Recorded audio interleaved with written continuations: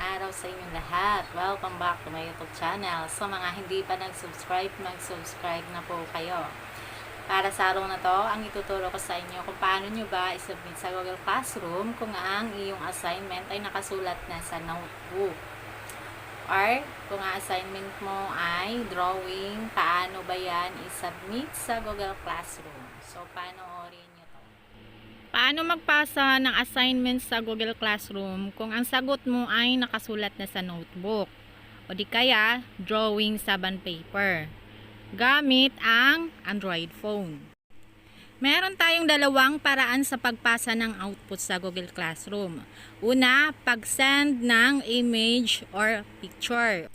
Pangalawa, ang screenshot mo. Pwede mo rin yang ipasa sa Google Classroom. So, ang unang gawin, buksan mo ang iyong classroom. Ang pangalawa, click mo ang classwork. Ang pangatlo, kapag click mo na ang classwork, makikita mo na ang mga module. So, hanapin mo ang module na iyong sasagutan. Halimbawa, kapag ang sasagutan mo ay yung PDF module, i-click mo lang ang PDF module. Kapag na-click mo na, mapupunta ka na sa attachment ng iyong sasagutan.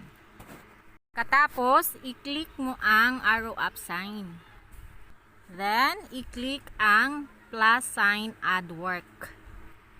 Next ay, gamitin na natin ang camera para picturean na yung sagot nyo sa notebook.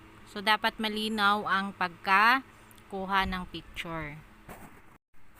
Kapag nakahanda na ang iyong notebook, i-click ang camera. At i-click ang take photo. So ngayon, kukunin lang natin ang magandang anggulo para maganda yung kuha ng iyong picture bago mo isend sa iyong guro. So ngayon, meron ka ng picture. At i-click ang check sign sa bandang ibaba.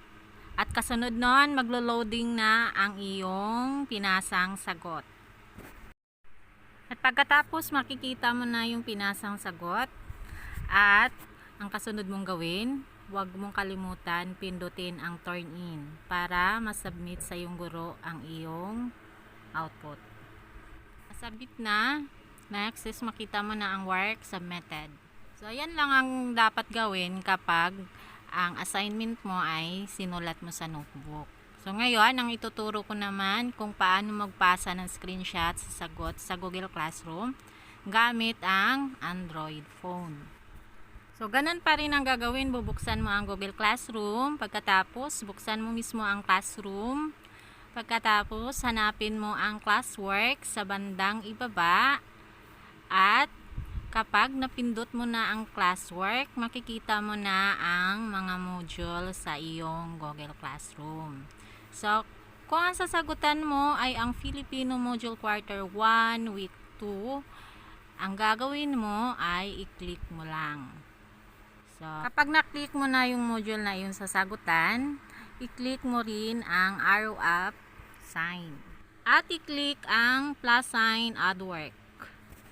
So, ngayon, screenshot ang ipapasa mong assignment sa iyong guro. So, ang gagawin mo, i-click mo ang upload.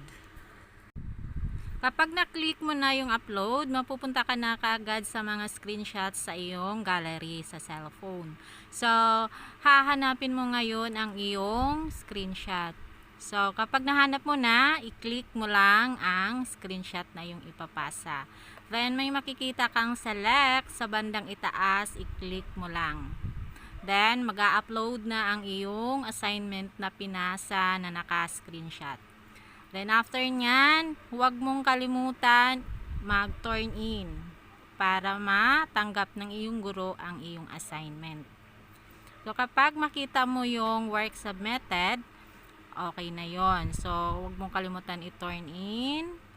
At kapag makita mo yung unsubmit, huwag mo siyang pindutin para matanggap ng iyong guro ang iyong assignment. Kasi kapag pinindot mo yan, unsubmit, ibig sabihin binawi mo yung sagot mo sa iyong guro. So, hindi niya na matatanggap ang iyong assignment.